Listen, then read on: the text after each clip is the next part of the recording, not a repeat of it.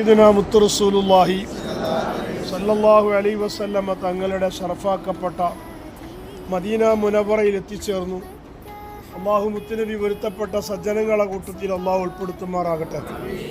ഇൻഷാ അല്ലാഹ് നമ്മളിനി അള്ളാഹിൻ്റെ ഹബീബിൻ്റെ ഹദറത്തിൽ പോയി റൗളയുടെ അപ്പോയിൻമെൻറ്റ് നമുക്ക് മൊത്തത്തിലുള്ളതുകൊണ്ട് വ്യക്തിപരമായി ഉള്ളതുകൊണ്ട് അള്ളാഹു രണ്ടും ഉപയോഗപ്പെടുത്താൻ അള്ളാഹു തൗഫീക്ക് നൽകുമാറാകട്ടെ.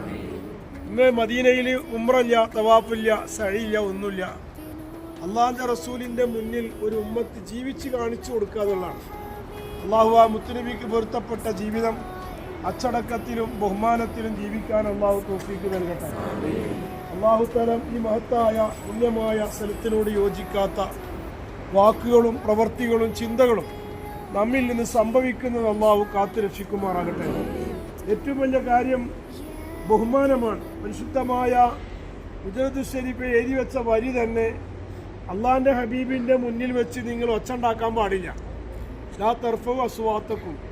അങ്ങനെ നിങ്ങൾ ചെയ്താൽ ഇതുവരെ നിങ്ങൾ ചെയ്ത അമലുകളൊക്കെ പൊളിഞ്ഞു പോകുമെന്നാണ് പരിശുദ്ധമായ ഖുർആനിൽ അള്ളാഹു പഠിപ്പിച്ചിട്ടുള്ളത്. അതുകൊണ്ട് ആ ബഹുമാനം കാത്തു സൂക്ഷിക്കാൻ അള്ളാഹു തൗഫീക്ക് നൽകട്ടെ. അൽഹംദുലില്ലാ, നമ്മൾ ഇന്നലെ അല്പം വഴുകി എത്തി എന്നത് എല്ലാവരും പറഞ്ഞു കേൾക്കുമ്പോൾ അനുഗ്രഹമായി തോന്നി. കാരണം നമ്മളെ ബിൽഡിങ്ങിനേക്കാൾ പ്രയാസം ലഗേജ് ഇവിടെയുള്ള ആൾക്കാരും ഇത് പോകാത്ത ആൾക്കാരും വന്ന ആൾക്കാരും ഒക്കെ നമുക്ക് അൽഹംദുലില്ലാ അങ്ങനെയൊക്കെ ഒപ്പിച്ച് നിൽക്കാൻ കഴിഞ്ഞല്ല. അവിടെ സുരക്ഷിതമായി എത്തി, റാഹത്തായി വന്നപ്പോൾ തന്നെ റൂമിലെത്തി, ഭക്ഷണം കഴിച്ച് ലഗേജുകളൊക്കെ എല്ലാവർക്കും കിട്ടി. അള്ളാഹു തആല ഇനിയുള്ള ജീവിതം അള്ളാഹു സന്തോഷമാക്കി തരട്ടെ. അപ്പം ഇൻഷാ അല്ലാഹ് ഇനി നമ്മൾ